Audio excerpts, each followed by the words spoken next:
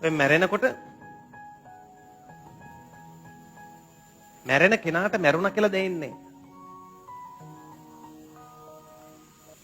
මැරුණ කෙනාට දැනෙන්නේ එයා එතනින් නැගිටිනවා. දැනෙන්නේ එයා නිදාගෙන නම් හිටියේ දැනෙනවා මම දැන් නැගිටිනවා කියලා. එහෙමම නැගිටිනවා. නැගිටලා බලනකොට පේනවා තමන්ගේ ඇඟ. ඒක පේනවා. ඒක හරි ප්‍රශ්නයක්නේ දැන් එයාට. වටපිට බලනකොට මේ කෙනා නිකන් අර හොඳ නැති චිත්තයකින් නම් හිටියේ.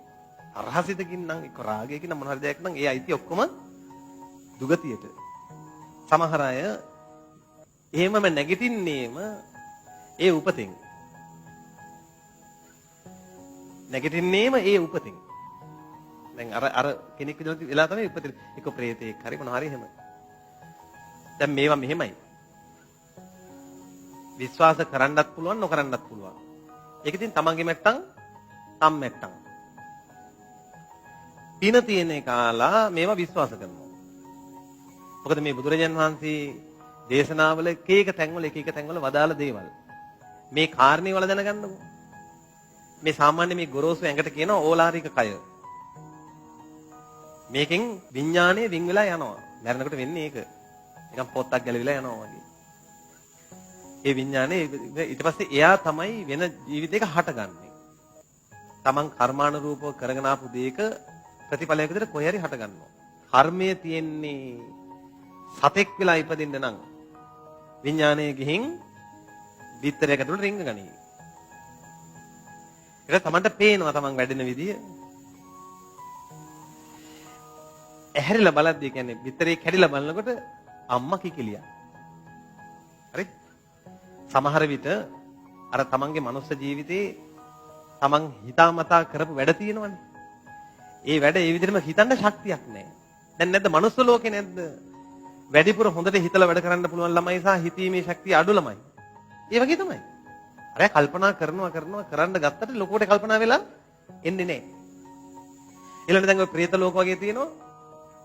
දැඩි පිපාසයක් දැනෙනවා.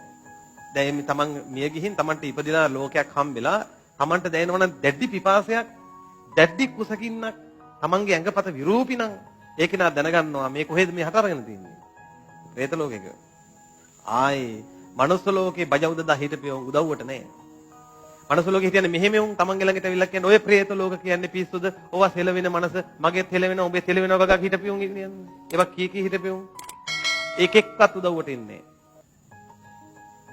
පඬිත බක පඬිතයෝ එකෙක්වත් උදව්වට නෑ තනි වෙනවා. අර මනුස්ස ලෝකේ කොහේ හරි තැනක අසරණ කෙනෙකුට දුන්නු දානයක විපාකයක් තමයි සමහරට Tamanට ඉතිරි වෙන්නේ. කොහේ හරි කෙනෙකුට එක නොදැන හරි කෙලෙස් දුරු කරපු උත්තමයන් වහන්සේලා සිහි කළා වැන්දනම් එකපාරක්. ඒ වැන්දේකේ විපාක තමයි ඉතිරි වෙන්නේ. පන්තික ගුරුවරයෙක් හරි කියලා මෙන්න මේ පින්කමක් තියෙනවා වරෙල්ලා කියලා ගුරුවරයාගේ වචනෙට හරි පින්කමකට ඇවිල්ලා ඒ වචනෙට ගරු කරලා හරි වැන්දනම් ඒ වැන්ද පින තමයි ඉතිරි වෙන්නේ. ඉතිරි ඔක්කොම Taman ගොඩ ගහගත්තු කුණු කන්දල් ටිකට අදාළව තමයි විපාක සකස් වෙන්නේ. දැන් මනුස්ස ලෝකේ ඉන්න පොර ටෝක් දෙනියු පුදුම ටෝක් ගොඩන්නේ දෙන්නේ. ඔය ලෝක නැතේ ඕව නැතේ විශ්වාස කරන්න එපා කිය ඔය කතාව කියන සියලු දෙනාත් ඒ සියලු දෙනාගේ ඉරණමුත් තීරණය වෙන්නේ ඔය කියන නොපෙනෙන ලෝකෙම තමයි. ටෝක් නෑ ඊට පස්සේ. හරි ඒ නිසා මිය යන මොහොතේ Tamanට බොහෝ වෙලාවල් වල සිහි වෙනවා දේවල්. ජීවිත කාලය තුලද කරපු දේවල් මිය යන මොහොතේ මිය යන්න ඔන්න මෙන්න තියෙනකොට ජීවිතේ චිත්‍ර කතාවක් වගේ නැවෙනවා. Tamanගේ ඉස්සරහම වෙන්න ගන්නවා. තේන්න ගන්නවා. මනසින් දකිනවා දෙවපු කාලේ ඉක්මනට. ඒ කාලේ දැන් ඔය දරුවෝ Taman දැන් මතක් කරන්නේ. රිවයිස් කරලා බලද්දී බහුල වශයෙන් හිත නවතින්නේ ඊර්ෂ්‍යාකම් වලින් නම්. බහුල වශයෙන් ඉඳලා තියෙන තරහසිත ඇතිවනම්.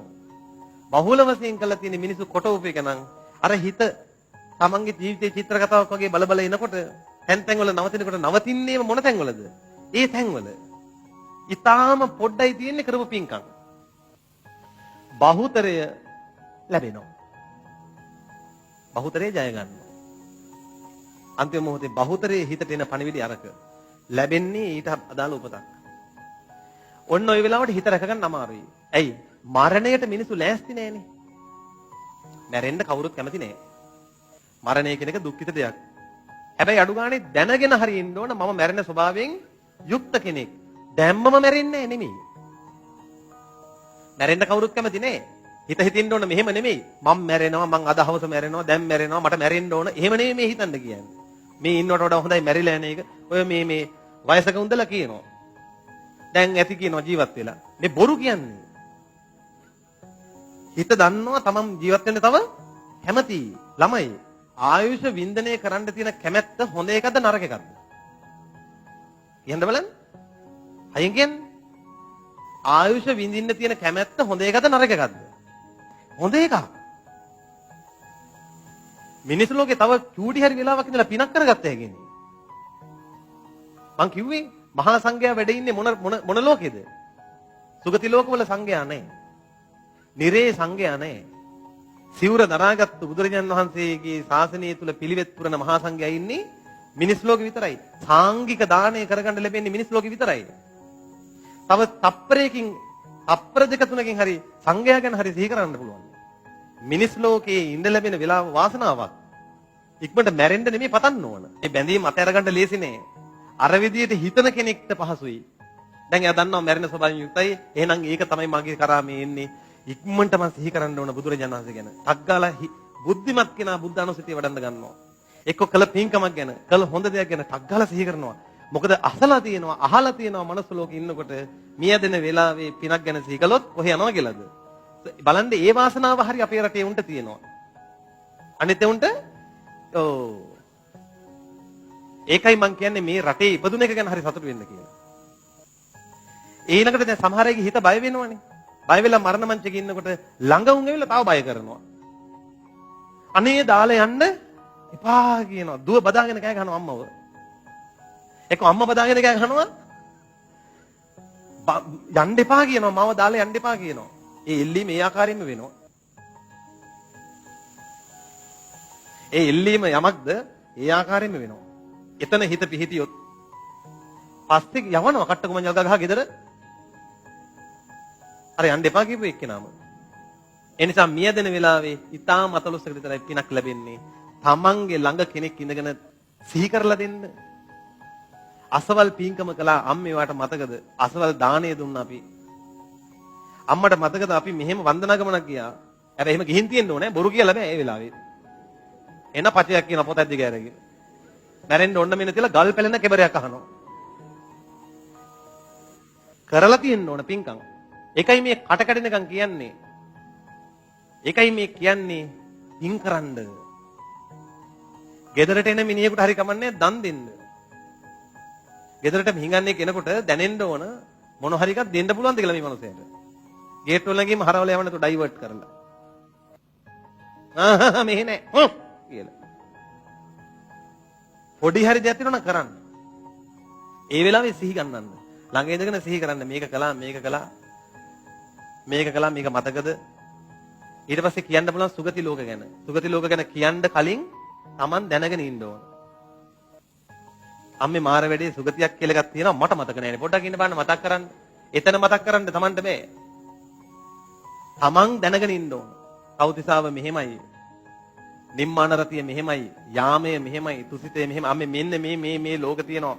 වැඩිම ආයු කාලයක් තියෙන ලෝකයේ තමයි පරිනිම්මිත වසවත්තිය. අම්මා ඒකේ හිත පිහිටව ගන්න. නමත් ඇති.